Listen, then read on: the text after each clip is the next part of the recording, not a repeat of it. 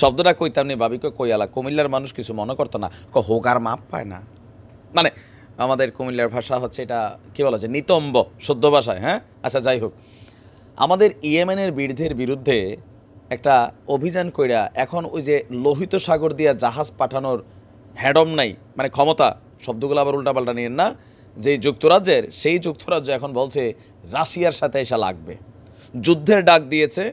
Putin কাকু পাল্টা যে ঘোষণা দিছে পুত হয়ে যাবে। আর আচ্ছা ঘটনা কি, রাশিয়ার বিরুদ্ধে ব্রিটিশ সেনাপ্রধান যিনি আছেন তিনি যুদ্ধের জন্য যুক্তরাজ্যের জনগণকে প্রস্তুতি নেওয়ার আহ্বান জানিয়েছেন।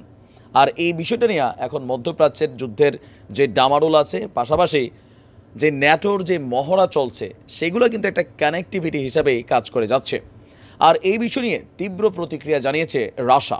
যদিও রাশিয়া যুদ্ধ করার জন্য প্রস্তুত থাকলেও সরাসরি কিন্তু যুদ্ধটা নিজেরা আগ বাড়াইয়া করতে চায় না, একটা কার্ডিসি একটা মেনটেন করে। এখন রাশিয়ার যিনি কী বলা যে ব্রিটেনে নিযুক্ত রাষ্ট্রদূত আছেন আন্দ্রেই ক্লেইন, তিনি বলছেন মস্কো এমন কোনো কাজ করেনি যার কারণে ব্রিটিশ সেনাপ্রধান রাশিয়ার বিরুদ্ধে যুদ্ধের জন্য প্রস্তুত থাকতে দেশটির নাগরিকদের প্রতি আহ্বান জানিয়েছেন। তিনি এই আহ্বানকে সামরিক সংঘাতের পক্ষে আরেকটা অপচেষ্টা হিসাবে মন্তব্য করেছেন। রাশিয়া বলছে রাশিয়ার সাথে সামরিক সংঘাতকে অনিবার্য করে না তোলে বরং ব্রিটেনের উচিত রাশিয়ার সাথে সংঘাত এড়ানোর চেষ্টার প্রতি মনোযোগ দেওয়া, কারণ যদি রাশিয়া চায় ব্রিটেনের অস্তিত্ব পুরা মাটির সাথে মিশাই দেওয়ার সক্ষমতা আছে। হুঁশিয়ারি উচ্চারণ করে রাশিয়া বলছে দ্বিতীয় বিশ্বযুদ্ধের সময় জার্মান বাহিনীর হাতে লেনিনগ্রাদে যে হত্যাকাণ্ড সংঘটিত হয়েছিল তার বার্ষিকী উপলক্ষে এক আলোচনা সভা শেষে সাংবাদিকদের কাছে নতুন এই যুদ্ধ সম্পর্কে যেই বক্তব্য এসেছে যখন জানতে চেয়েছে তিনি আপনার এই উত্তর দিয়েছেন। রাশিয়া বলছে যে উত্তেজনকর রাজনৈতিক পরিবেশের মধ্যে হঠাৎ করেই আমরা রাশিয়ার বিরুদ্ধে যুদ্ধের প্রস্তুতি নেওয়ার আহ্বান শুনতে পেলাম। এটি একটি অনিশ্চিত ভবিষ্যৎ তৈরি করবে বিশ্ববাসীর জন্য। ব্রিটেনের এই আহ্বান আমরা শুনেছি এবং বিষয়টি আমরা মনে রেখেছি, তবে আমরা যুদ্ধের কোনো কারণ সৃষ্টি করিনি।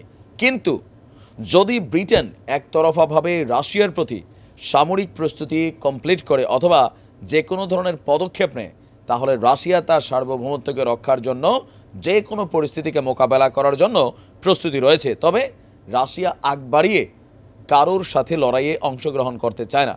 এখন আসেন, আমি আপনাদেরকে কয়েকটা ভিডিও দিয়েছিলাম যে ন্যাটো ইতিহাসের দ্বিতীয় বৃহত্তম মহড়া চালাচ্ছে, সেই স্নায়ু যুদ্ধের মানে সময়কালীন অবস্থা।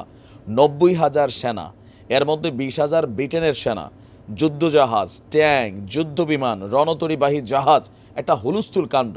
কারণ জার্মানি বলছে যে রাশিয়া তৃতীয় বিশ্বযুদ্ধের প্রস্তুতি তলে তলে নিয়ে ফেলছে, যেটা 25-এ আপনার হয়তো বড় আকারে সামনে আসবে, আর যার কারণে নিজেদের অবস্থানটাকে শক্তিশালী করে নিচ্ছেন।